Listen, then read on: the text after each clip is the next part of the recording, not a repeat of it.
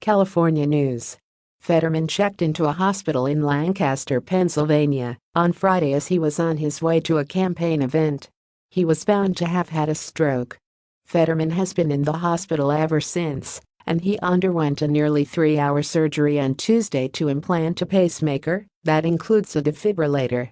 Fetterman, surrounded by his dad, brother and his campaign manager, watched the results come in from his hospital, while his supporters gathered in Pittsburgh to cheer the win, look toward the general election and listen to a speech from Giselle Barretto Fetterman, the candidate's wife. Giselle Barretto Fetterman told CNN that President Joe Biden phoned her husband to congratulate him after his win, but the candidate was asleep after his surgery hours earlier. She took the call instead and said Biden offered congratulations, wished her husband a speedy recovery, and said he couldn't wait to support him in the closely watched race in November. While the hospital stay injected a level of uncertainty into the race, Fetterman had long been the front-runner, holding a steady polling lead over U.S. Rep. Conor Lamb and State Representative Malcolm Kenyatta.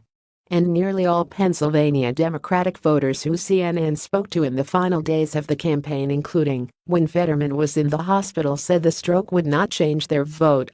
For the lieutenant governor, who lost in the primary when he ran for U.S. Senate in 2016, the win is the cap on a high-profile rise from small-town mayor to statewide elected official. Fetterman served as mayor of Braddock, a small town near Pittsburgh, from 2006 to 2019, when he became lieutenant governor. Fetterman is difficult to pin down politically and looks nothing like a traditional politician, something that set him apart from his primary opponents. The candidate is often described as a progressive populist and holds positions that span the spectrum of the Democratic Party. He opposed the defund the police effort, made legalizing marijuana central to his time as lieutenant governor, and backed universal health care plans. But Fetterman told CNN in April that he was not a liberal. "I don't mean to nitpick, but I wouldn't categorize myself as progressive," Fetterman told CNN's Manu Raju. "I consider myself a Democrat that's running on the same platform of ideas that every other Democrat in this race is running on. And I can't think of a Democrat running nationally that's running on anything functionally different in that regard." Fetterman has also said Senate candidates in Pennsylvania are going to embrace Joe Biden. Fetterman's uniqueness goes beyond being rhetorical. Standing at 6 foot 8 inches and better known for wearing shorts and Carhartt hoodies than ties and suits, Fetterman's unique look has set him apart on the national stage, endearing him to his most loyal supporters.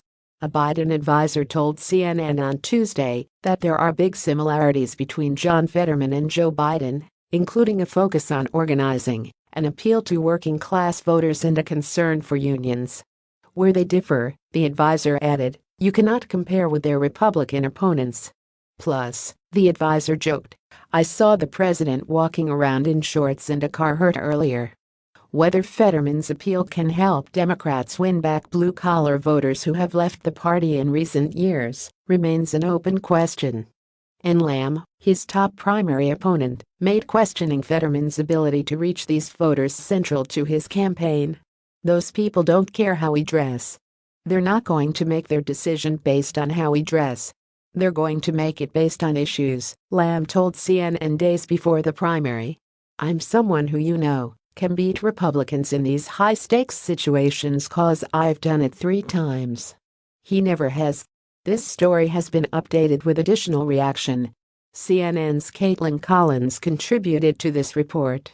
Thank for your watching California News.